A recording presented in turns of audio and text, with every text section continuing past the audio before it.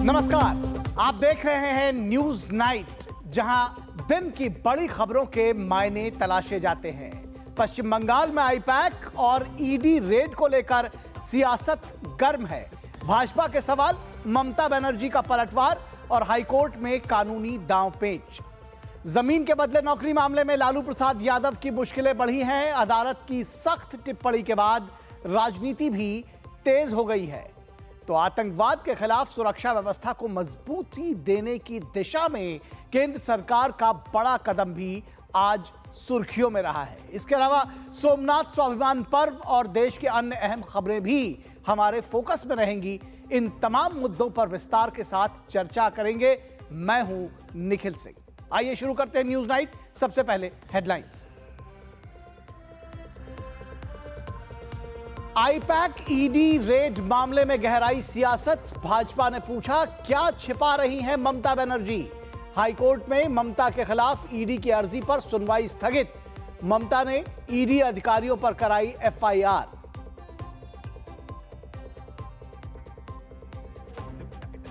जमीन के बदले नौकरी मामले में लालू प्रसाद यादव सहित 41 पर आरोप तय। दिल्ली की अदालत ने कहा, भूमि हड़पने के लिए संगठित आपराधिक समूह की तरह किया गया काम। एनडीए दलों ने लालू पर साधा निशाना। आतंकवाद के विरुद्ध नेक्स्ट जनरेशन सुरक्षा कवच। गृह मंत्री अमित शाह ने लॉन्च की राष्ट्रीय आईईडी डेटा प्रबंधन प्रणाली। आतंकी गतिविधियों की जांच, विस्फोटों के ट्रेंड समझने में मिलेगी मदद।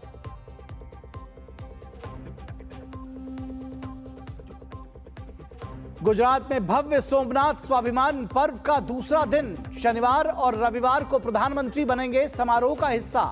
करेंगे ओंकार मंत्र का जाप। ड्रोन शो का भी करेंगे अवलोकन। रविवार सुबह शौर्य यात्रा में होंगे शामिल।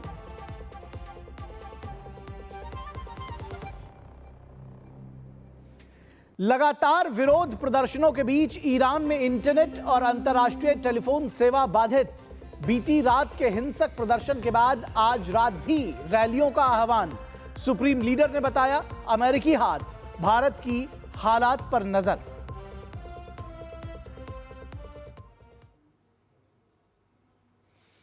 तो खबरों की शुरुआत करते हैं। प्रधानमंत्री नरेंद्र मोदी की अध्यक्षता में गुरुवार को भारतीय एआई स्टार्टअप्स राउंड टेबल बैठक हुई। नई दिल्ली में हुई इस बैठक में देश के दिग्गज एआई स्टार्टअप्स शामिल हुए। बैठक में प्रधानमंत्री से संवाद के बाद इनोवेटर्स ने पीएम के विजन की सराहना की।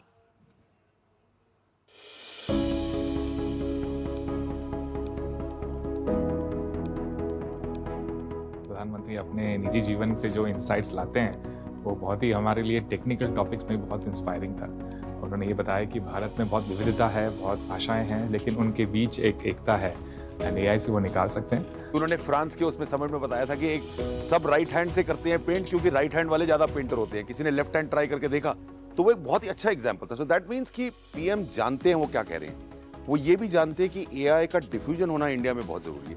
वो ये भी जानते हैं कि इंडिया को अगर एआई का विश्व गुरु बनना है तो इंडिया के लिए वो टिपिकल प्रॉब्लम्स जो वर्ल्ड सॉल्व नहीं कर रहा उसको सॉल्व करना है एथिकली और रिस्पॉन्सिबली। तो बहुत ही मजा आया मुझे और बहुत ही खुशी हुई है देख के। उनका जो एक्सपीरियंस है वो हमारी सोच को रिफाइन करने के लिए बहुत ज़रूरी था। इंडिया की स्पेसिफिक नीड्स उनसे ज़्यादा कोई समझता नहीं है। उनसे बात करने के बाद हमें ये वापस से ध्यान आया है कि हमें सिर्फ वेस्ट को कॉपी नहीं करना है। हमें वो नहीं बनाना है जो वेस्ट बना रहा है, हमें वो बनाना है जिससे लोगों की लाइफ में चेंज आए। Prime minister's leadership has been very instrumental for us. मतलब कि I myself shifted back from the US because of the Prime Minister's vision and the India AI mission, because in the US हमें ऐसी opportunities मिलती थी, but अब finally India में भी we have the GPUs, we have the funding to actually build models that can compete with the models of the world. 10 साल पहले हम कभी भी नहीं सोच सकते थे कि एक डीप टेक एम्बिशियस प्रोजेक्ट लेके मुझे अपने देश में ये काम करने का मौका मिलेगा। So वो अपॉर्चुनिटी अब यहाँ है। इंडिया के लिए एआई कैसा हो उसके बारे में बताया। उन्होंने सूत्र दिए कि इंडिया का AI has to be authentic and ethical. ऐसे ही हम दुनिया में अपनी छाप छोड़ सकते हैं। AI is going to be Atmanirbhar intelligence for India and विकसित भारत में इसका बहुत अहम योगदान रहेगा। आप मानेंगे नहीं कि प्राइम मिनिस्टर जी के इतने काम होते हैं लेकिन वो मॉडल समझते हैं, वो समझते हैं कि हमारे क्या प्रॉब्लम्स हैं और ट्राई कर रहे हैं कि हम दूसरे देशों के आगे निकल जाएं। पीएम का विजन ये है कि भारत दुनिया का सबसे बड़ा लीडर बने एआई के लिए, और इसके लिए ये ज़रूरी है कि हम भारत का डेटा यूज़ करें, भारत के मॉडल्स बनाएं और भारत के हर नागरिक के लिए अपनी भाषा में उपलब्ध कराएं। Currently, I think the clarity, the purpose, and the role that they've given each one of us, and how we'll all come together to collaborate towards putting India on the pedestal. While most people are still stuck thinking about the role of text-based LLMs and chat, he's really thinking beyond to the role of AI in science, the AI in innovation, and the real transformation that AI is going to bring to our lives. I would say that his visions and the entire team's vision brought the industries back to the innovation and especially in the era of AI.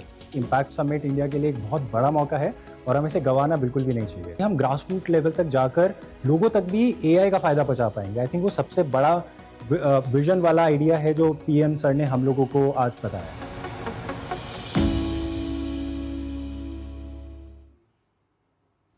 तो ये थी AI की बात। AI का Bharat vision, किस तरह से startups के साथ मिलकर इसको नए भारत के निर्माण में एआई का इस्तेमाल होगा, ये आपने देखा। और अब बात करेंगे पश्चिम बंगाल के सियासत की। पश्चिम बंगाल की सियासत में एक ग्रीन फाइल ने ऐसा तूफान खड़ा कर दिया है जिसने सूबे की सत्ता, जांच एजेंसी और विपक्षी पार्टी बीजेपी तीनों को आमने सामने लाकर खड़ा कर दिया है।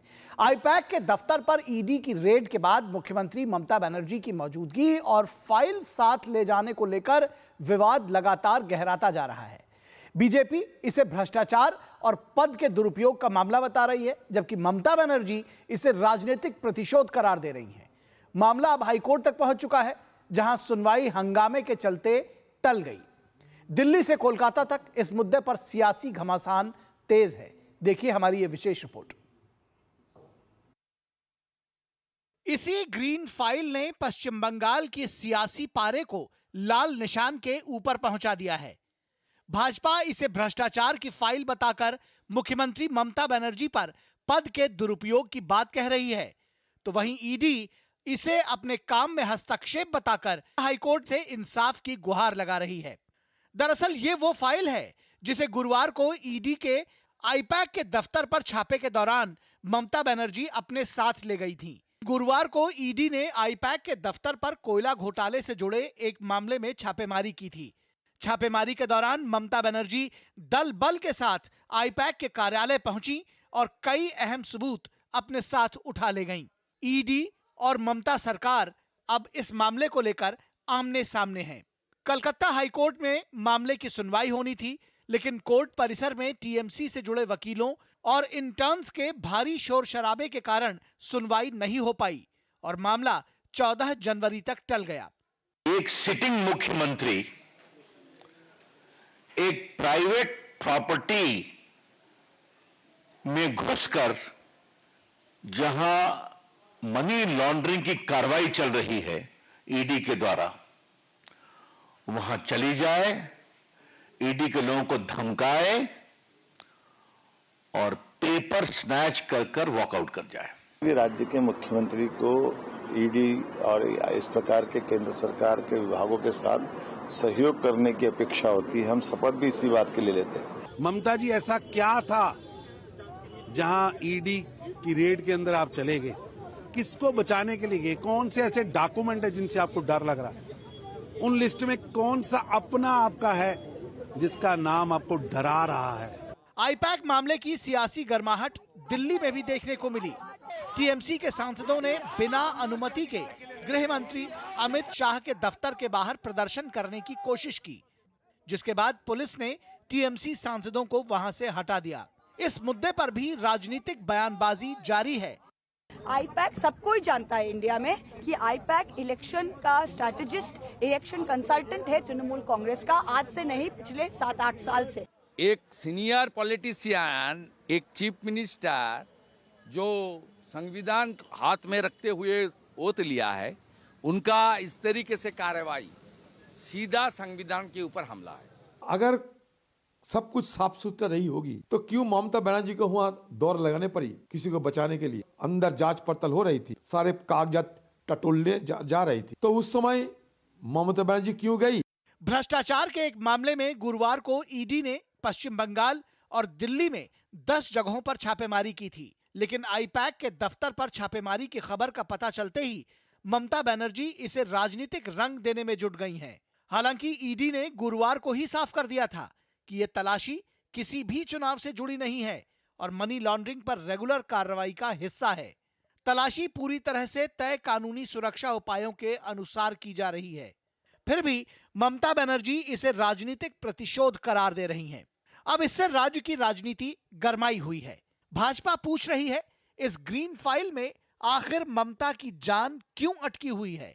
कहीं इस बौखलाहट के पीछे भ्रष्टाचारियों को बचाने की कोशिश तो नहीं? कोलकाता से प्रसेनजीत बख्शी और सौरभ दत्ता के साथ ब्यूरो रिपोर्ट, डीडी न्यूज। तो बंगाल की सियासत में जबरदस्त उबाल है और आपने देखा कि सड़कों से लेकर अदालत तक ये जो संघर्ष है वो जारी है और यही आज हमारी चर्चा का विषय है। आज हमारी विशेष चर्चा का विषय है बंगाल में सियासी उबाल, सत्ता, फाइल और सवाल। बंगाल में सियासी उबाल, सत्ता, फाइल और सवाल। और इस विषय पर बातचीत करने के लिए हमारे साथ खास मेहमान जुड़े हुए हैं, उनसे आपका परिचय करा दें। हमारे साथ राज चौधरी जो कि बीजेपी के प्रवक्ता हैं, हमारे साथ जुड़े हैं। राज चौधरी जी, बहुत स्वागत है आपका। हमारे साथ सोफिया खान जो कि पॉलिटिकल एनालिस्ट हैं और टीएमसी के विचारों की समर्थक मानी जाती हैं, तो टीएमसी का पक्ष रखेंगी। सोफिया जी, बहुत स्वागत है आपका। और समीर चौगांवकर जी को मैं देख पा रहा हूं। समीर चौगांवकर जी वरिष्ठ पत्रकार हैं, हमारे साथ जुड़े हैं। समीर जी, आपका भी बहुत स्वागत है इस कार्यक्रम में। और सोफिया जी, आपके साथ शुरू करें। जो दरअसल सभी सवाल पूछ रहे हैं बीजेपी से लेकर और दूसरे तमाम विपक्ष के लोग भी पूछ रहे हैं कि आखिर उस फाइल में ऐसा क्या है जिसको पाने के लिए, जिसको हासिल करने के लिए ममता बनर्जी एक प्राइवेट प्रॉपर्टी में उन्होंने एंटर कर दिया। किसको बचाना चाह रही हैं, या ये पूछा जाए कि उस फाइल में आखिर ऐसा क्या राज है जिसको वो चाहती नहीं है कि वो जनता के सामने, दुनिया के सामने आए?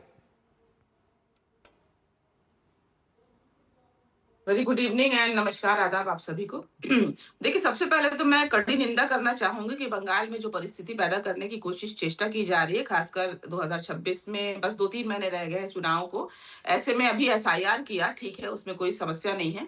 दूसरी बात है कि यहाँ पर ईडी और सीबीआई को भेजकर ईडी से रेड करवाए जा रहे हैं। खासकर देखिए, ये सिर्फ कुछ नया नहीं है ईडी का रेड, ये तो मुझे लगता है विपक्ष के जितने भी नेता हैं, ये अब तक कोई भी नेता नहीं बचा होगा, पूरे देश भर की बात कर रही हूँ, जहां पर ईडी के रेड्स ना हुए हों। केवल सिर्फ और सिर्फ भाजपा के जो लीडर्स हैं वही वॉशिंग मशीन से धुले हुए हैं। खैर, ये चर्चा हम आएंगे, अभी शुभेंदु अधिकारी की बात भी खुलेगी जब ईडी रेड की बात हो रही हो। तो शारदा और जो शुभेंदु अधिकारी यहाँ पर विपक्ष के नेता हैं, शारदा नारदा के केस उन पर कभी लगा करते थे जब वो टीएमसी के नेता हुआ करते थे, लेकिन जैसे ही वो भाजपा में जाते हैं उनके ऊपर से सारे रेड, सारे सीबीआई केसेस, सारी चीजें वो क्लोज हो गई। क्लोज मतलब पूरी तरीके से क्लोज हो गई है। तो देखिए, यहाँ पे तो बात स्पष्ट है ना कि इलेक्शन से पहले, ये देखिए आईपैक, सबसे पहले सारे जनता को पता होगा कि आईपैक एक पॉलिटिकल कंसल्टेंट एक एजेंसी है, जहां पर ऑब्वियसली वो टीएमसी के लिए काम कर रही है, उनकी एक रणनीति बना रही है। 2021 में भी किया था, एक रणनीति बनाई थी, और अचानक से दो महीना पहले वहां पर जाकर फाइल, डिस्क और जितने कागजात हैं, जरूरी कागजात जो पॉलिटिकल चीजों के लिए अहम है किसी भी पार्टी के लिए, तो अगर भाजपा के ही सेंटर में घुसकर कोई टीएमसी वाले चोरी करने की कैसे कागजात थे जो ऐसे थे जिनको दुनिया के सामने नहीं लाया जा सकता था? सोफिया जी, देखिए, हर एक पार्टी की अपनी अपनी स्ट्रैटेजी होती है, अपनी अपनी स्ट्रैटेजी होती है। पॉलिटिकल एक कैंपेनिंग के बहुत सारी चीजें होती हैं, जो पॉलिटिकल लोग हैं उनके बहुत सी बातें कि वो मैं अभी ऑन मीडिया में क्या कहूँ, ये सारे पार्टीज जानते हैं कि अपने अपने सबकी रणनीति अलग अलग होती है। आपका मतलब तो रणनीति कुछ स्ट्रैटेजी से, आपके इलेक्शन स्ट्रैटेजी से जुड़ी ऐसी चीजें थी जो आप लोग नहीं चाहते थे कि चुनाव से पहले हमारी स्ट्रैटेजी लोगों के सामने आए, इसलिए वो आपके लिए जरूरी था। लोगों के सामने क्यों देखिए, मोदी जी की जो या भाजपा की जो रणनीति है, क्या वो चाहेंगे कि उनके चुनाव की रणनीति दूसरे पार्टी लोग जाने? वही सवाल मैं पूछ रहा हूं। अपनी एक मर्यादा होती है ना। अगर आप उसको ईडी का रूप देकर, भाजपा वाले ईडी का रूप लेकर अगर दौड़ के आ जाएं इलेक्शन से पहले, तो यहाँ पर ईडी के रेड से समस्या नहीं। ईडी कोई नया नहीं है। बंगाल में ईडी के रेड आए दिन होते रहते हैं, लेकिन कभी भी क्या ममता बनर्जी ने कोई इंटरवेन किया है या इस तरीके की छवि आपने आपने देखी होगी? लेकिन अगर ईडी के रूप में अगर आप हमारे कागजात चुराने के लिए आए हैं, तो जाहिर सी बात है ममता बनर्जी चुप तो नहीं जवाब ले लेते हैं। और ममता बनर्जी चुप नहीं है और वो नहीं बैठेंगी, क्योंकि बंगाल खतरे में है। ये बात महसूस हम सब बंगाली जानते हैं और ममता बनर्जी भी अच्छे समझती है इस बात को। तो बंगाल को बचाना है और तृणमूल किससे बचाना है बंगाल को? बंगाल कैसे खतरे में मैडम? ये वाली लाइन भी थोड़ा एक्सप्लेन करते हुए चलिएगा जी। सोफिया जी, आप हमें सुन पा रही हैं? मुझसे कह रहे हैं क्या? फिर से बोलिए। जी, मैं कह रहा हूं कि आपने कहा बंगाल खतरे में है, उसको बचाना है, तो मतलब किससे बचाना है और कहां क्या खतरा आ गया ऐसा? अरे ये बताना पड़ेगा क्या मुझे आपको? हाँ जी, बताइए ना, दर्शकों को बताइए, थोड़ा एक्सप्लेन करिए। भाजपा वालों से बचाना है, लेकिन फिलहाल हम बंगाल की राजनीति करते हैं, तो बंगाल की बात करें तो बंगाल को ये भाजपा वालों से बचाना है, जो लोग भ्रमित करके हिंदू मुसलमान और इंडिया पाकिस्तान करके पूरे देश में राज कर रहे हैं। लेकिन बंगाल एक अलग रही है शुरू से ही। जो बंगाली होते हैं, जो बंगाली स्पीकिंग लोग हैं, वो थोड़े समझदार ज्यादा हैं, इनके रणनीति में नहीं आते। अब चूंकि ये जानते हैं कि हिंदू मुसलमान की नीति यहाँ नहीं चलेगी, तो ये लोग ठीक सोफिया जी, आपका पॉइंट आ गया। आपने कहा कि बीजेपी से बचाना है, दरअसल ये अपनी सत्ता बचानी है, वो तो बात ठीक है, उन तक सत्ता नहीं जाने देनी है, मतलब यही है। आपने कहा बंगाल बचाना है, तो मुझे ऐसा लगा, इसीलिए मैंने पूछा। तो आपने बताया कि बीजेपी को सत्ता में नहीं आने देंगी तो बंगाल बच जाएगा। अगर सत्ता परिवर्तन हो गया तो बंगाल नहीं बचेगा, ये आप कहना चाह रही। ठीक है, आपकी बात आ गई, आपका अपना पॉइंट है, मैं उसको अप्रिशिएट करता हूं। उसमें अब कोई बहस जैसी कोई बात नहीं हमारे आपके बीच में, तो खास तौर पर राज चौधरी ये कह रही हैं कि दरअसल उस फाइल में उनकी स्ट्रेटजीज थी और ईडी की जो रेड है उसमें बीजेपी की शह पर यह रेड हुई है, उसके लिए वो तैयार हैं और ममता बनर्जी जो कर रही है सही है, आपके जो आरोप है वो झूठे हैं। पहले तो दूरदर्शन के सभी दर्शकों को मेरा नमस्ते जी। देखिए, ये बंगाल बचाने की लड़ाई नहीं लड़ रही है तृणमूल कांग्रेस सिर्फ और सिर्फ अपनी कुर्सी बचाने की लड़ाई लड़ रही है। जो रेड कल हुआ है वो रेड क्या सिर्फ आईपैक के ऑफिस में हुआ है? नहीं, पूरे देश भर में 10 लोकेशंस पे ऐसे रेड्स हुए हैं, जिसमें से सिर्फ 6 लोकेशंस पश्चिम बंगाल में थे और 4 लोकेशंस दिल्ली में थे, जो कि ईडी ने कहा है। तो ममता बनर्जी बाकी लोकेशंस पे ना जाकर के आईपैक के ऑफिस पे ही क्यों गई? नंबर 1, आज तक ईडी ने इतनी सारी जगहों पर रेड किए हैं, बड़े बड़े टीएमसी के नेताओं, एक कद्दावर नेताओं के घर रेड हुए हैं। क्या उनके घर में टीएमसी की कोई स्ट्रैटेजी वाली फाइल नहीं थी क्या वहां पर कोई इंपॉर्टेंट फाइल्स नहीं रखे जाते हैं क्या? फाइल सिर्फ और सिर्फ आईपैक के ही ऑफिस में है। और दूसरी बात है, हम भी राजनीति करते हैं, सोफिया जी भी तृणमूल कांग्रेस की पदाधिकारी हैं, उन्हें पता है कि जो भी इंपॉर्टेंट फाइल्स वगैरह है वो तो पार्टी ऑफिस के लॉकर में रहता है, वो तो डिजिटली पार्टी ऑफिस के ड्राइव में सेव किया हुआ रहता है। तो आईपैक के ही ऑफिस में ये सब कुछ, ये ममता बनर्जी ने ये नाटक क्यों किया? और ममता बनर्जी ने ईडी के अधिकारियों से, ये ईडी के अधिकारियों का बयान है कि उन्होंने फाइल छीन लिया है। वो एक कहावत है हिंदी में, राजा की जान तोते में है। तो ये ममता बनर्जी, ये तृणमूल कांग्रेस की जो जान है, ये आईपैक के पास बंद है। ये आईपैक ऐसा क्या था उन फाइलों में आपके मुताबिक? ये वही मैं बताने की कोशिश कर रहा हूं कि सिर्फ ये जो आईपैक है, क्या ये सिर्फ तृणमूल कांग्रेस की रणनीतियां बनाती है? बिल्कुल नहीं। ये आईपैक को बहुत सारे इलीगली, गैर कानूनी ढंग से बहुत सारे टेंडर्स दिए गए हैं, बहुत सारे ढेर सारे टेंडर्स ये राज्य सरकार ने दिया हुआ है, जो कि जांच का विषय है। और ये जांच ईडी ने ऐसे ही नहीं कर दिया, ये ईडी को अचानक मन हुआ और सुबह को चले गए आईपैक के ऑफिस में, ऐसे जांच नहीं होते हैं। ये एक कोर्ट ऑर्डर पे, कोर्ट के आदेश पर ईडी ने जांच शुरू की है और ये जांच की प्रक्रिया चल रही है। लेकिन आपको यह समझना पड़ेगा, कल ममता बनर्जी ने एक बहुत बड़ा स्टेटमेंट दिया है। ममता बनर्जी कौन है? ममता बनर्जी एक प्रदेश की मुख्यमंत्री है जो संविधान का शपथ ले चुकी हैं, जिन्होंने गोपनीयता की शपथ ली है। हर एक सांसद, विधायक, मंत्री, हर एक व्यक्ति यही शपथ लेता है कि मैं गोपनीयता का शपथ ले रहा हूं, कि मैं विधि द्वारा जो स्थापित है भारत के संविधान को अक्षुण्ण रखूंगा। ये गोपनीयता की शपथ होती है। ममता बनर्जी ने कहा कि Prateek Jain is the incharge of my office. How can he be the in charge of the office of chief minister? एक चीफ मिनिस्टर के ऑफिस का इंचार्ज कौन होता है? क्या कोई प्रक्रिया है या नहीं है? क्या इस देश में कोई संवैधानिक प्रक्रिया है या नहीं है?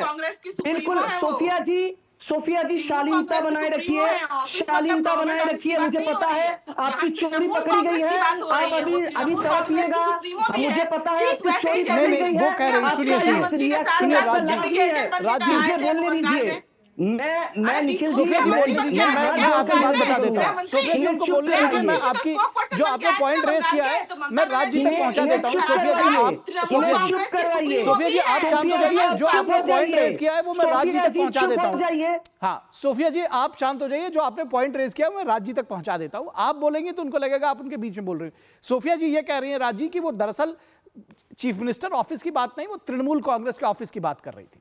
अच्छा तृणमूल कांग्रेस की। मैं सोफिया जी को इस न्यूज डिबेट में चैलेंज करता हूं। मैं फिर से कह रहा हूं, मैं आपको चैलेंज करता हूं। तृणमूल कांग्रेस का एक ऐसा कोई पैड पे लिखा हुआ आधिकारिक ऑफिशियल आप ऐसा घोषणा दिखा दीजिए कि Prateek Jain is the incharge of Trinamool Congress supremo Mamata Banerjee, signature किया हुआ कोई भी तृणमूल पदाधिकारी।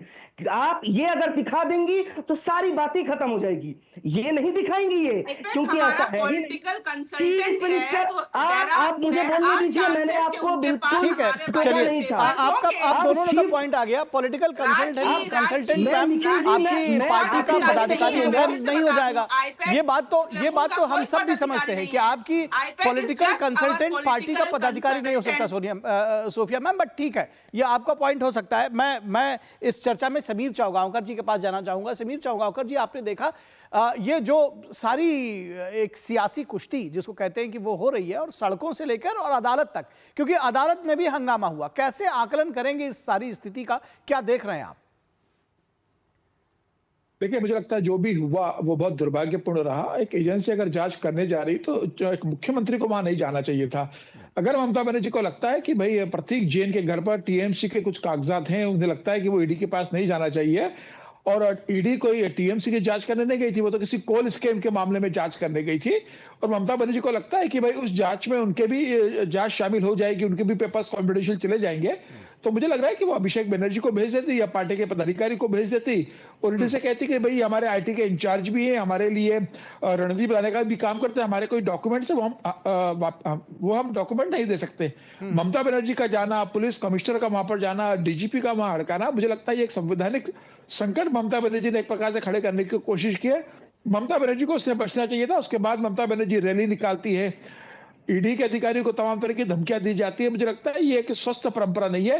ममता बनर्जी इस लंबे समय से इस तरह की गतिविधि में लिप्त रही है। आप देखिए पहले 2019 में राजीव कुमार पुलिस कमिश्नर का मामला हुआ था, तब राजीव कुमार के समर्थन में कैसे ममता बनर्जी चली गई थी स्टेज के ऊपर। तो ये बताता है कि ममता बनर्जी किस तरीके से वहां प्रशासन चला रही है और जिस तरीके से केंद्र के साथ रिश्ते उनके कटु हो गए। तो आप हर जांच एजेंसी को या हर किसी जांच करने वाले व्यक्ति को यह कह देना कि वो भारतीय जनता पार्टी की एजेंसी है, वो अमित शाह के कहने पे कर रहा है, मुझे लगता है ये ठीक नहीं है। देश में कानून का शासन अगर आपको लगता है तो आपके लिए कलकत्ता हाई कोर्ट के दरवाजे खुले, आपके लिए दिल्ली में सुप्रीम कोर्ट के दरवाजे खुले। कलकत्ता में होता और दिल्ली में आपके सांसद गृह मंत्रालय के सामने 8 सांसद इकट्ठा होकर वहां पर उद्यम करते हैं। समीर जी आपने देखा कि हमारे दोनों जो राजनीतिक मेहमान थे वो इस विषय पर एक दूसरे के साथ उलझे हुए थे कि उस फाइल में क्या है जिसको ममता बनर्जी लेकर गई। आपको क्या लगता है? जी देखिए मुझे लगता है कि अब ये फाइल में क्या था ये तो ममता बनर्जी के अलावा कोई और नहीं जानता, लेकिन निश्चित रूप से ऐसी कोई जरूर कॉन्फिडेंशियल चीज रही होगी जो ममता बनर्जी नहीं चाहती होगी कि ये जांच एजेंसी के सामने आए। चुनाव का समय है, कई राज उस फाइल के अंदर होंगे। ईडी अब हाईकोर्ट सुनवाई करेगा। आज हाईकोर्ट में हल्ला हुआ, सुनवाई हो नहीं सकी है। हाईकोर्ट सुनवाई करेगा, क्या वो फाइल वापिस हाईकोर्ट ईडी को देने के लिए कहेगा या तब तक पेपर बदल दिए जाएंगे और सारे पेपर चला दिए निखिल जी, जाएंगे। अगर वो पॉलिटिकल स्ट्रेटेजिस्ट वाले फाइल थे तो फिर राज्य सरकार के पुलिस के उठा कर ले जा रहे थे। क्यों राज्य सरकार के ऑफिशियल जो सरकारी अधिकारी है, जो पुलिस ऑफिसर हैं, समीर जी एक सेकंड, राज जी कुछ बोल रहे हैं। राज जी आप एक बार फिर से कहिए, क्या कह रहे हैं आप? मैं यही कह रहा हूं कि अगर वो टीएमसी की इलेक्शन स्ट्रैटेजी या पॉलिटिकल स्ट्रैटेजी की फाइल थी तो वो राज्य सरकार की पुलिस क्यों उसे उठा करके ले जा रही थी? हम अभी वीडियो में देख रहे हैं किस तरीके से पुलिस अपने कंधों में फाइल उठा करके ले जा रही है। तो पुलिस को किस काम के लिए ममता बनर्जी व्यवहार करती है? अपने राजनीतिक कारणों के लिए, अपने राजनीतिक काम के लिए। और अगर वो सरकारी फाइल थी तो फिर ईडी से छुपाने की क्या जरूरत थी? अर्थात हर तरफ से। चलिए अब इस चर्चा को यहीं विराम देंगे। समीर चौगावकर जी ने बड़ा उसका अच्छा वर्णन किया है। अब इस चर्चा को यहीं विराम देंगे। राज चौधरी जी आपका, सोफिया खान आपका और समीर सर आपका बहुत शुक्रिया हमारे साथ इस पूरी चर्चा में जुड़ने के लिए। लेकिन ये जरूर कहूंगा कि ये सवाल पूछा जाएगा अगर मुख्यमंत्री स्वयं ऐसी जगह पर पहुंच जाएंगी फाइल लेकर, जिसको कहते हैं कि धमकाते हुए, धकियाते हुए अगर आप फाइल लेकर के आएंगे तो सवाल जरूर पूछे जाएंगे उसमें क्या था, ये ममता बनर्जी ही जानती हैं या फिर शायद एजेंसी को पता हो कि क्या था उसमें। फिलहाल बहुत शुक्रिया आप सभी लोगों का और यहां रुकेंगे एक छोटे से ब्रेक के लिए। कहीं मत जाइएगा, हम जल्द हाजिर होंगे। बढ़ता है, खेलता है, झूलता उछलता है, दौड़ता कभी कभी दौड़ कराता है, आगे आगे बढ़ता है इंडिया, अमूल दूध पीता है इंडिया। टिंग टिंग, आपके लिए एक फेस्टिवल ऑफर है। क्यूआर कोड स्कैन करो, यूपीआई पिन डालो और 10,000 रुपए आपके बैंक अकाउंट में। पिन डालूंगा तो पैसा खट से आएगा नहीं, झट से कट जाएगा। मैं मूर्ख नहीं हूँ। तालियां। यूपीआई कहता है यूपीआई पिन पैसे भेजने के लिए होता है, पाने के लिए नहीं। इस बात को याद रखें और कहें मैं मूर्ख नहीं।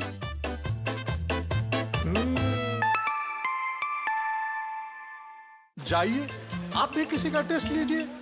जब धरती चीर कर निकलता है लोहे का पत्थर और मिलता है मोंगिया के जोश से, फिर तपता है, पिघलता है और बनता है फौलाद। अब होता है सरिया सारी खूबियों के साथ। मोंगिया स्टील, मजबूत देश का मजबूत सरिया। అలెపో ఎండి వెండి చననన చనకలియా, అలెపో పారే వెండి చననన చనకలియా, అలెపో సంగే రందా చననన చనకలియా, అలెపో సంగే గాయా చననన చనకలియా, బస్తర్ పండుంటే గమత్ ఝుమా చననన చనకలియా, అలెవరాట్ సంగే రందా చననన చనకలియా, డోంగాచి డోంగి డోంగాచి డోంగి ఆన్ దదారే ఏ దాదారే, డోంగాచి డోంగి ఆన్ దదారే, ఏ ढोल गलते गणस में तेरे बेला डिला कच मिठा, गोट गोतर दसरा उड़ाट निकाय सोबत निल्ला, ए गांगा लाट सगरी में हम पुरखा जो देवाय, जंगल माटी डोंगरी हामी जीवन नथिया, अंदर पंडुम गमत झूमा ए दादारे, हाँ दादारे, बस्तर पंडुम गमत झूमा दादारे, ए आलेपो संगे रंदा छननना छनगलिया, आलेपो संगे गाया छननना छनगलिया, बस्तर पंडुम गरबो छननना छनगलिया, झूमा नचा गाया छननना छनगलिया, झूमा नचा गाया छननना छनगलिया।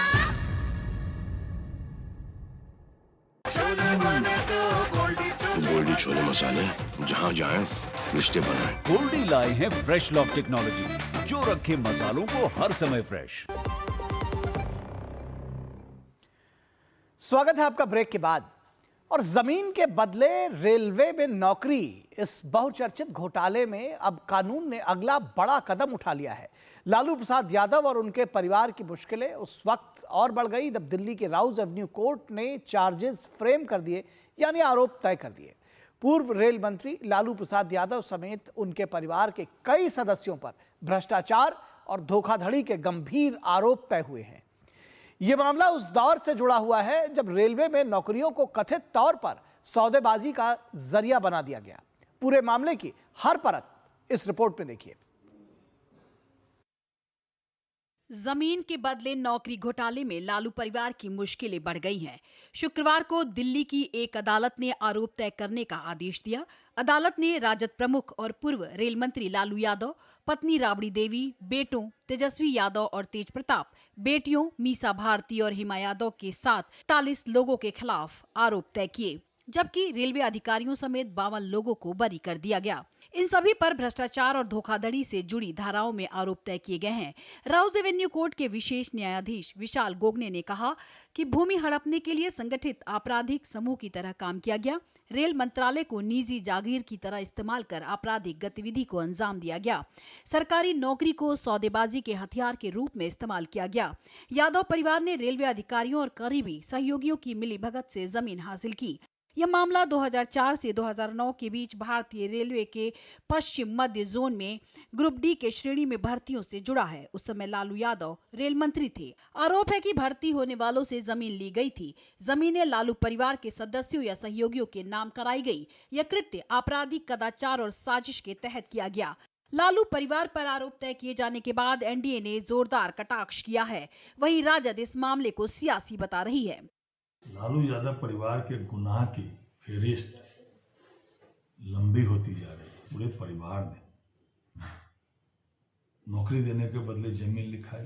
कोर्ट ने क्या कहा है कि प्रथम दृष्टया यह परिवार एक क्रिमिनल एंटरप्राइज की तरह काम कर रहा है।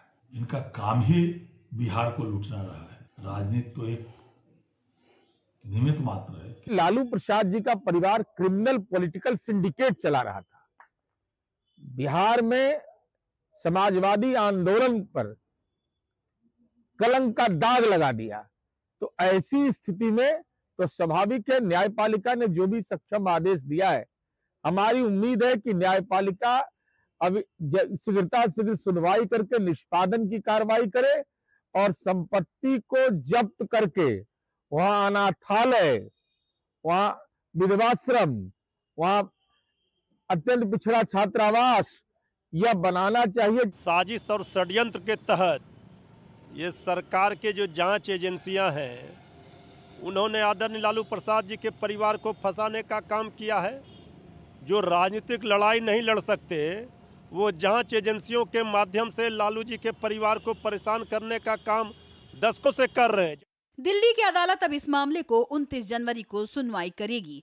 उस दिन सभी आरोपी अदालत के सामने पेश होंगे, आरोपों को लेकर अपना पक्ष रखेंगे। आरोप तय होने के बाद लालू परिवार की कानूनी मुश्किलें बढ़ना तय है। Bureau report, DD news. केंद्रीय गृह मंत्री अमित शाह ने आज वीडियो कॉन्फ्रेंसिंग के माध्यम से national IED data management system यानी NIDMS का शुभारंभ किया है। NIDMS आंतरिक सुरक्षा को मजबूत करने का काम करेगा। इस प्रणाली के जरिए विस्फोटक सामग्री, इम्प्रोवाइज्ड एक्सप्लोजिव डिवाइसेस यानी IED के खतरों से निपटने के लिए देश को एक नया प्लेटफॉर्म मिल जाएगा। अमित शाह ने कहा कि इस प्रणाली के आने वाले दिनों में देश में आतंकी घटनाओं का IED वाली घटनाओं के इन्वेस्टिगेशन और उसके एनालिसिस में बहुत बड़ी मदद मिलेगी। NIDMS ने इससे देश को आतंकवाद से सुरक्षित बनाने में बड़ा मदद मिलेगी और ये एक बड़ा कदम है। निश्चित रूप से ये प्रणाली से आने वाले दिनों में देश में आतंकवादी घटनाओं का, चाहे वो किसी भी प्रकार की आतंकवादी घटना हो, जहां पर विस्फोटक का उपयोग हुआ है, विस्फोट हुआ है, IED का उपयोग हुआ है, वो सभी के इन्वेस्टिगेशन करते हुए एनालिसिस के लिए और आने वाले दिनों में बचावात्मक उपाय करने के लिए भी ये डेटा एक प्रकार से नए कवच का काम करेगा, इसका मुझे विश्वास है। और केंद्रीय गृह एवं सहकारिता मंत्री अमित शाह ने विज्ञान भवन में नार्को कोऑर्डिनेशन सेंटर यानी NCORD की नवीं शीर्ष उच्च स्तरीय बैठक की अध्यक्षता की। नारकोटिक्स कंट्रोल ब्यूरो यानी NCB द्वारा हाइब्रिड मोड में आयोजित इस बैठक में केंद्र सरकार के 48 मंत्रालयों और विभागों के प्रमुख हितधारकों, राज्य सरकार के 108 प्रतिनिधियों और ड्रग लॉ एनफोर्समेंट एजेंसियों ने हिस्सा लिया। बैठक में ड्रग नेटवर्क को ध्वस्त करने, हॉटस्पॉट मैपिंग, हवाला कारोबार, डार्कनेट से उभरती चुनौतियों और जांच में 360 डिग्री अप्रोच अपनाने जैसे अहम मुद्दों पर विस्तार से चर्चा की गई। रुकेंगे एक छोटे से ब्रेक के लिए, देखते रहिए डीडी न्यूज।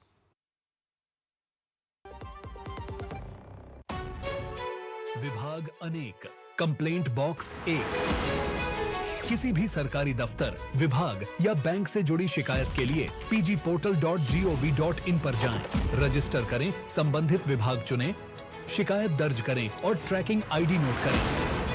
एसएमएस या ईमेल पर एक्नॉलेजमेंट पाएं और शिकायत का जवाब सीधे मंत्रालय से प्राप्त करें। अब तक 1 करोड़ 12 लाख से अधिक भारतीयों ने भरोसा जताया।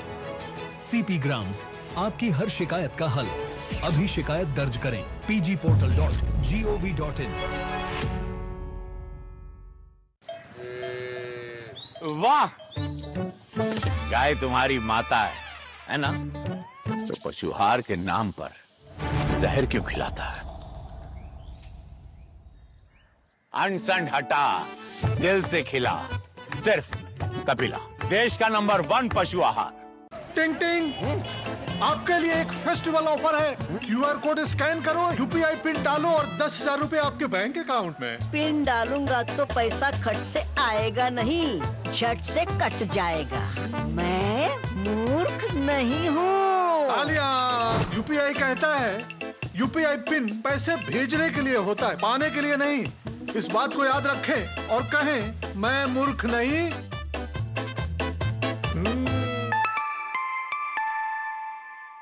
जाइए, आप भी किसी का टेस्ट लीजिए। नफीस जी 45 साल की उम्र में हार्ट अटैक से अचानक चले गए। टर्म लाइफ इंश्योरेंस के पैसों से उनके बच्चों की पढ़ाई में सहारा मिलेगा। पॉलिसी बाजार ने क्लेम के वक्त फैमिली का पूरा साथ दिया। पॉलिसी बाजार पे 1 करोड़ का टर्म लाइफ इंश्योरेंस सिर्फ 400 रुपए महीने से शुरू। मेरी पसंद, मेरी पसंद, मेरी पसंद, मेरी पसंद, हमारी पसंद, हम सबकी पसंद। मजबूत देश का मजबूत सरिया होंगे स्टील। गोल्डी छोले मसाले, जहाँ जाए रिश्ते बनाए। गोल्डी लाए हैं फ्रेश लॉक टेक्नोलॉजी, जो रखे मसालों को हर समय फ्रेश। स्वागत है आपका ब्रेक के बाद। भारतीय रेलवे ने नए साल की शुरुआत के साथ ही एक महत्वाकांक्षी और व्यवस्थित सुधार योजना की घोषणा की है। रेल मंत्री अश्विनी वैष्णव की अध्यक्षता में रेल भवन नई दिल्ली में एक उच्च स्तरीय बैठक हुई और उसमें यह फैसला लिया गया कि इस साल 52 हफ्तों में 52 बड़े सुधार लागू किए जाएंगे। यानी हर सप्ताह एक ठोस, दिखाई देने वाला और प्रभावी बदलाव। ये पहल भारतीय रेलवे को और अधिक सुरक्षित, आधुनिक, कुशल और यात्री केंद्रित बनाने के मकसद से शुरू की गई है। रेल मंत्रालय का फोकस जिन 52 सुधारों पर है, उनमें से सबसे बड़ा सुधार दुर्घटनाओं में 95% की कमी लाने जैसे उपाय हैं।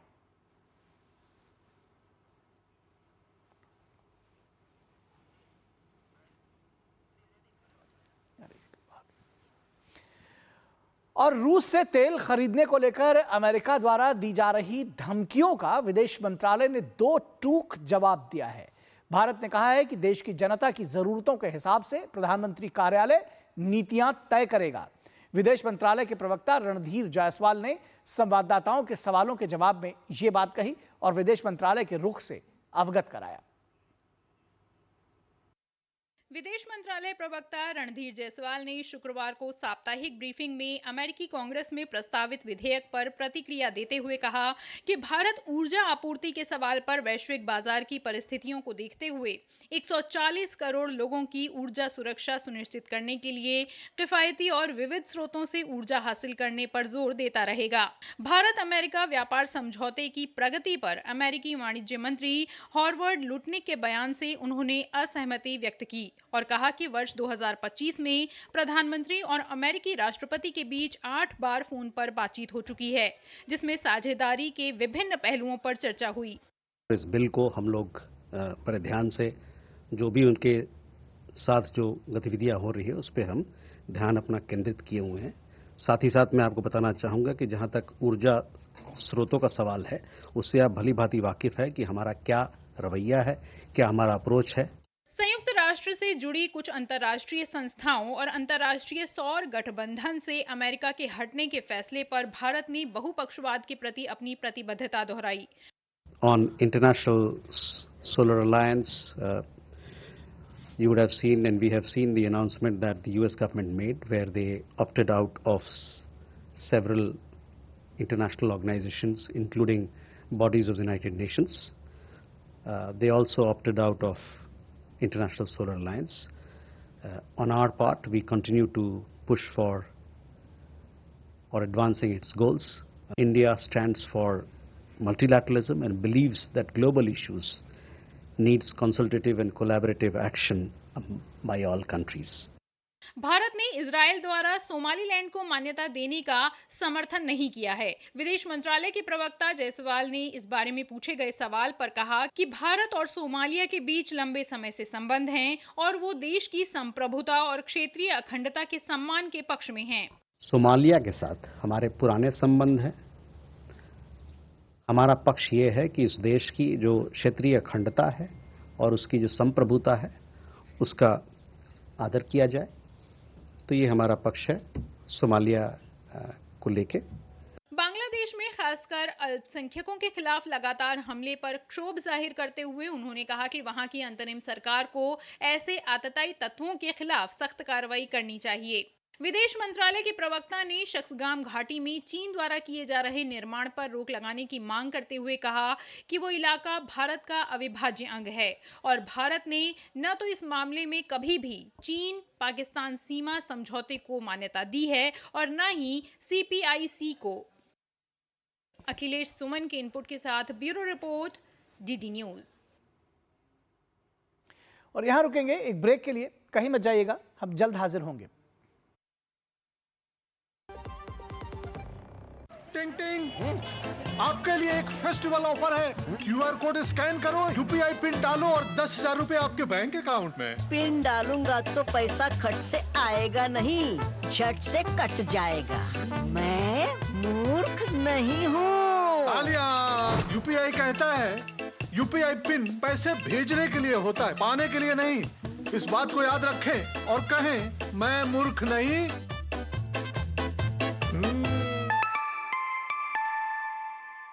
जाइए, आप भी किसी का टेस्ट लीजिए। विभाग अनेक, कंप्लेंट बॉक्स 1। किसी भी सरकारी दफ्तर, विभाग या बैंक से जुड़ी शिकायत के लिए pgportal.gov.in पर जाएं, रजिस्टर करें, संबंधित विभाग चुनें, शिकायत दर्ज करें और ट्रैकिंग ID नोट करें। SMS या ईमेल पर एक्नॉलेजमेंट पाएं और शिकायत का जवाब सीधे मंत्रालय से प्राप्त करें। अब तक 1 करोड़ 12 लाख से अधिक भारतीयों ने भरोसा जताया। CP ग्राम्स, आपकी हर शिकायत का हल। अभी शिकायत दर्ज करें pgportal.gov.in।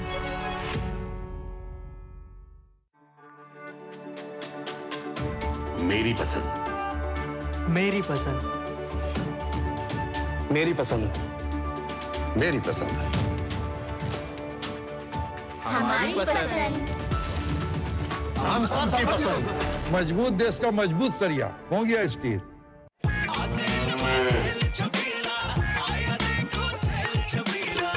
एक कपिला। अरे भाई, सब एक ही जैसा होता है। ये लो साधारण पशु आहार।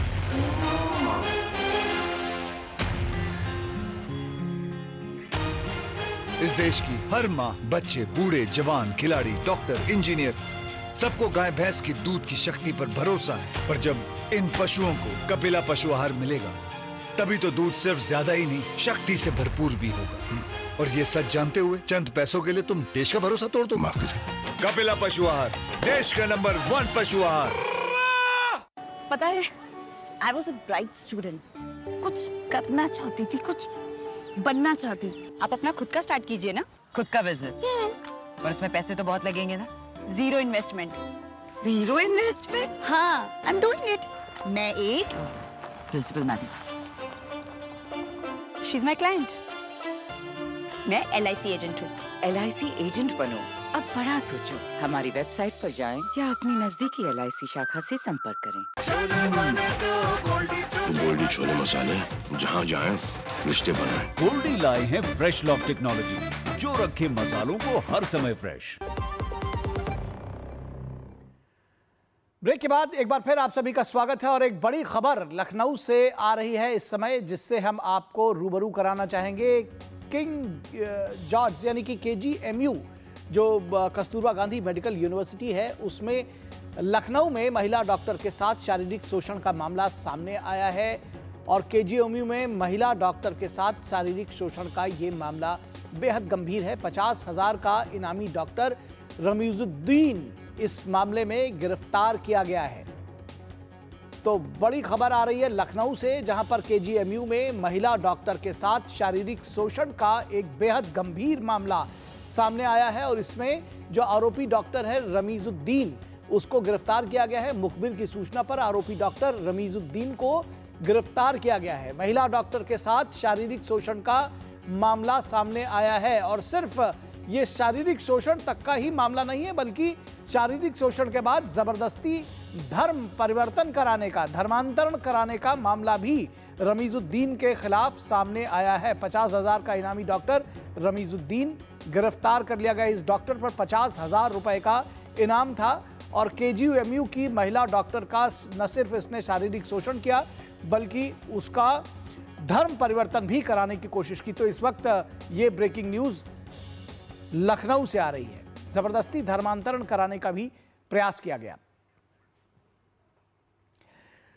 और गुजरात में जारी सोमनाथ स्वाभिमान पर्व का आज दूसरा दिन है। 11 जनवरी तक चलने वाले इस कार्यक्रम में देश भर से श्रद्धालु पहुंच रहे हैं। प्रधानमंत्री नरेंद्र मोदी शनिवार और रविवार को सोमनाथ स्वाभिमान पर्व में शामिल होंगे। PM शनिवार रात वहां ओंकार मंत्र का जाप करेंगे और इसके साथ ही एक ड्रोन शो का अवलोकन करेंगे।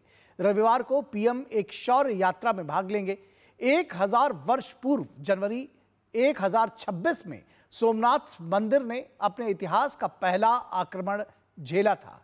साल 1026 का आक्रमण और उसके बाद हुए अनेक हमले संपत्तियों की शाश्वत आस्था को डिगा नहीं सके।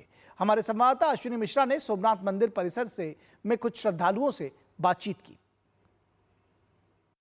8 जनवरी से 11 जनवरी तक सोमनाथ स्वाभिमान पर्व का आयोजन हुआ है और ये सोमनाथ ही नहीं, देश के अलग अलग हिस्सों से लोग सोमनाथ मंदिर पहुंच रहे हैं। देश के अलग अलग हिस्सों से लोग यहाँ पर आए हैं, उनकी हम प्रतिक्रिया जानना चाहेंगे। सोमनाथ स्वाभिमान पर्व यात्रा बहुत एक पूरे देश में अच्छा मैसेज डाला है। इतना गर्व का क्षण ये आयोजन, बहुत गर्व का क्षण है हमारे लिए, क्योंकि यहाँ पे बहुत सारा इंतजाम किया हुआ है और ये 72वीं सालगिरह है स्वाभिमान सोमनाथ की और ये सब देख के अच्छा लग रहा है यार। यहाँ के पावन भूमि में ये सब पवित्र जैसा लग रहा है और यहाँ की व्यवस्था देखा जाए तो बहुत बढ़िया है।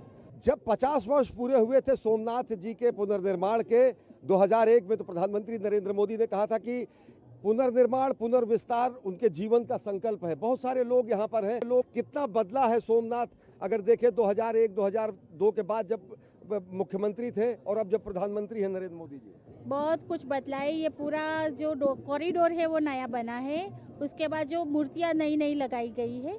मंदिर तो था ही, उसमें भी बहुत सारे नए बगीचे डलवाए, रोड नए डलवाए, ये पूरा कॉरिडोर नया डलवाया, बहुत कुछ बदलाव आए हैं। सोमनाथ की अखंडता के लिए 72 कला की धुन रखी हुई है, ओम नमो शिवाय, ओम नमो शिवाय की। बहुत ही गर्व की अनुभूति होती है और ये जीर्णोद्धार तो होता है, पर आर्य संस्कृति को लेके जो चल रहे हैं और पूरा आध्यात्मिक माहौल बना है।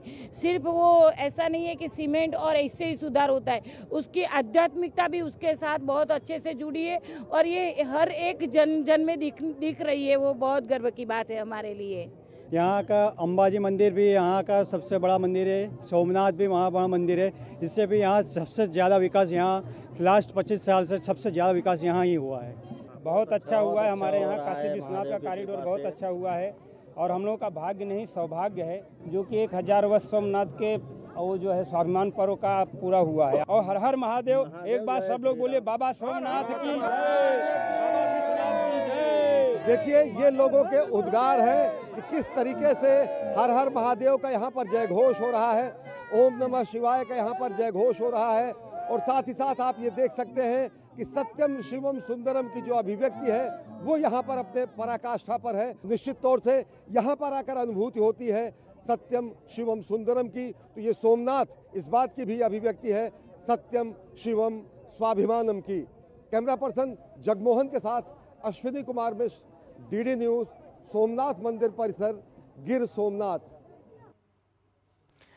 तो ये थी सोमनाथ स्वाभिमान पर्व की कुछ झलकियां और यहां रुकेंगे एक ब्रेक के लिए। आप देखते रहिए डीडी न्यूज।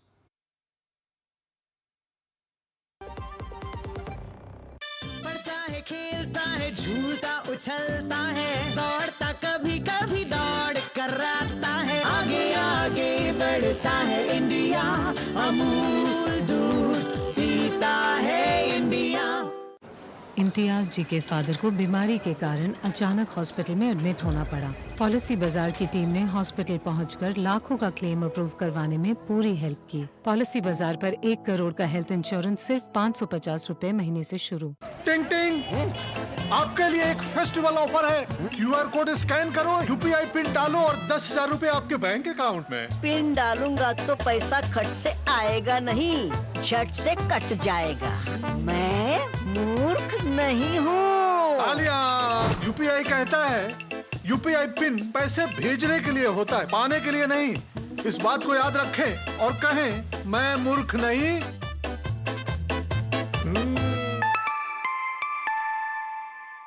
जाइए आप भी किसी का टेस्ट लीजिए। इच्छाओं की कोई उम्र नहीं होती, आज हो या कल आंखों में हरदम चमकती, कल भी रहे आज के ठाट, ना हो टेंशन रिटायरमेंट के बाद, हाँ करनी है तैयारी NPS जरूरी है।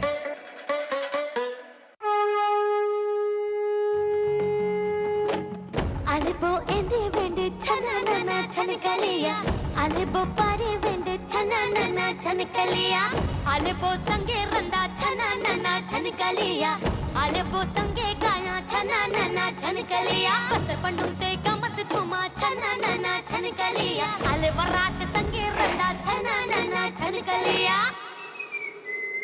डोंगा चे डोंगे, डोंगा चे डोंगे, आन दादा रे, ए दादा रे, डोंगा चे डोंगे, आन दादा रे, ए ढोल गलते गणस में तेरे बेला डिला कच मिठा, गोटो बसर दस रावड़ा निकाय सोबत निल्ला, ए गांगा लट सगरी में हम पुरखा तो देवाय, जंगल माटी डोंगरी हामी जीवन नथिया,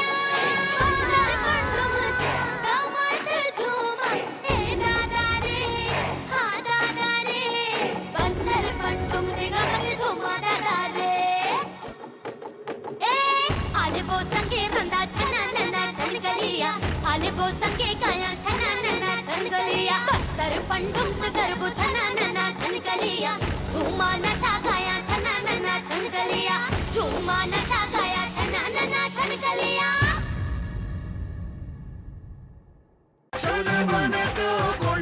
गोल्डी छोले मसाले, जहाँ जाए रिश्ते बनाए। गोल्डी लाए हैं फ्रेश लॉक टेक्नोलॉजी, जो रखे मसालों को हर समय फ्रेश। ब्रेक के बाद एक बार फिर आप सभी का स्वागत है और न्यूज़ नाइट के अंतिम पड़ाव पर हम पहुंच चुके हैं। लेकिन आपको एक ऐसी खबर दिखाएंगे चलते चलते जिसमें हम बताएंगे कि डीडी न्यूज़ किस तरह से आम दर्शकों के साथ, आम सरोकार के साथ जुड़ रहा है। डिजिटल कंटेंट को पहचान देने और उनको प्रोत्साहित करने के लिए एक चयनित कंटेंट को डीडी न्यूज़ पर प्रसारित किया जाएगा। डीडी न्यूज़ पर क्रिएटर्स कॉर्नर नाम से प्रसारित होने वाले इस कार्यक्रम को दिल्ली में सूचना और प्रसारण मंत्री अश्विनी वैष्णव ने लॉन्च किया है। तो आप देखिए इस खबर को विस्तार से। हमें दीजिए इजाजत, नमस्कार।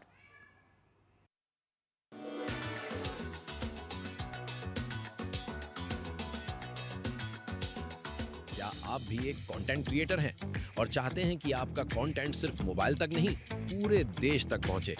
तो डीडी न्यूज़ लाया है आपके लिए क्रिएटर्स कॉर्नर, एक ऐसा मंच जहां आप अपने बनाए हुए कंटेंट को राष्ट्रीय स्तर पर शोकेस कर सकते हैं। देश के सबसे भरोसेमंद चैनल डीडी न्यूज़ ने एक अभिनव प्रयोग की शुरुआत की है। देश भर के कंटेंट क्रिएटर्स को प्रसार भारती के न्यूज चैनल डीडी न्यूज़ पर बड़ा मंच मिल गया है। क्रिएटर्स कॉर्नर के नाम से डीडी न्यूज़ पर नए कार्यक्रम की शुरुआत हुई है, जिसमें प्रतिभाओं को अपना मौलिक कंटेंट साझा करने का मौका मिलेगा। प्रधानमंत्री जी हर सेक्टर में रिफॉर्म्स के लिए हमको इंस्पायर करते हैं। उसी कड़ी में आज क्रिएटर्स कॉर्नर लॉन्च हुआ है। हम लोगों का करीब करीब टारगेट है क्रिएटर इकोनॉमी में 1 करोड़ नौजवान जुड़े। 1 crore youth will be connected through creators economy. खास बात यह है कि किसी भी कंटेंट से हुई आय कंटेंट क्रिएटर्स के साथ साझा की जाएगी। प्राइम टाइम पर 7 बजे शाम को डीडी न्यूज पर सोमवार से शुक्रवार ये नया कार्यक्रम दिखाया जाएगा। इसका रिपीट टेलीकास्ट भी किया जाएगा।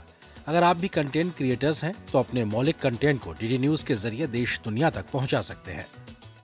Launch the creator corner in the DD platform.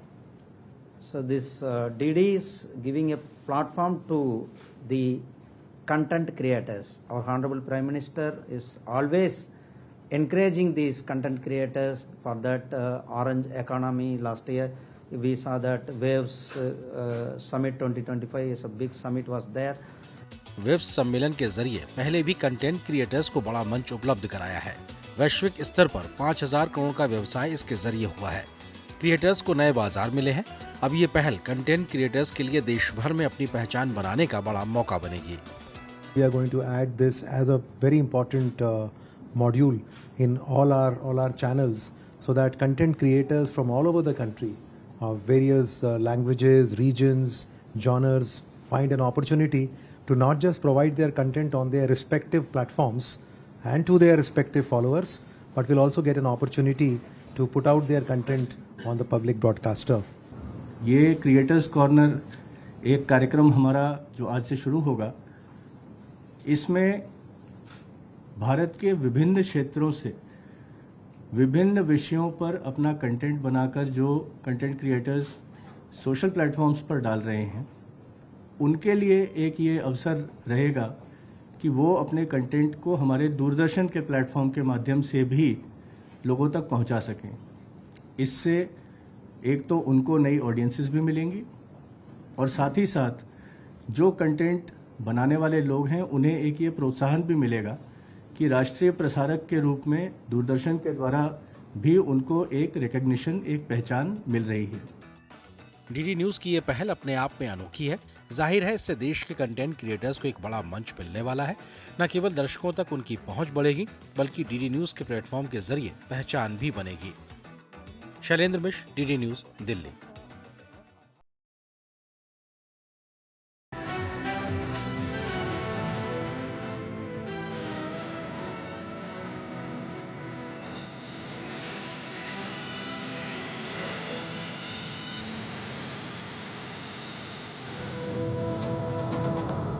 News night के